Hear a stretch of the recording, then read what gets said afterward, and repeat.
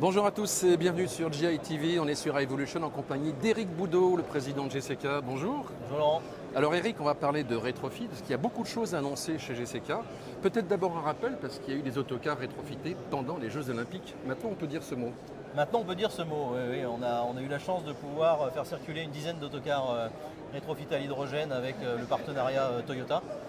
Donc on a transporté les VIP pendant tous les Jeux pour le compte de Toyota avec nos cars. Alors ça c'était l'été dernier, il y a d'autres contrats en cours bien sûr. Et puis Clermont-Ferrand également qui est dans la corbeille de la mariée si j'ose dire. Oui, Clermont-Ferrand qui a décidé de passer deux lignes urbaines à l'hydrogène et qui a décidé de faire 50% de sa flotte en véhicules neufs et 50% avec de véhicules rétrofit. Donc, une grande. Donc là on parle d'autocars, de bus On parle de version bus, donc de version urbaine de la gamme. Ça c'est une nouveauté pour vous. Ça c'est une nouveauté, ça fait partie des projets qui sortent aujourd'hui et qui vont rentrer en gamme. Autre actualité, c'est l'ébène à ordures en région parisienne. Oui, alors un gros partenariat qui nous fait plaisir puisque le groupe Suez a décidé de faire confiance à GCK pour commencer sur la région parisienne et on espère avec un déploiement dans toute la France dans le futur. Donc le rétrofit, c'est la pile à combustible, ça peut être aussi le moteur. C'est le moteur. Alors on a commencé à montrer un petit peu les compétences et les travaux de GCK dans la compétition automobile où tu avais fait un joli post sur la Phoenix, mais aujourd'hui on déploie puisqu'on a un premier autocar à combustion hydrogène qui va arriver en démonstration dans les prochaines semaines et en partenariat avec le groupe Keolis. Alors puisque Eric, vous mentionniez la Phoenix, c'est vrai que la compétition c'est aussi un terrain de jeu pour vous. Et puis il y a les 24 heures du Mans, cette catégorie hydrogène qui s'annonce bientôt.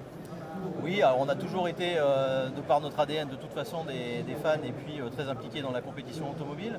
Ça nous sert de laboratoire, ça a permis de déclencher une partie de nos développements industriels. Et là on est très actifs pour essayer d'être dans les premiers à mettre un petit peu de liquide dans les voitures. Votre vision pour terminer sur ce marché de la mobilité hydrogène qui a un petit peu de mal en ce moment?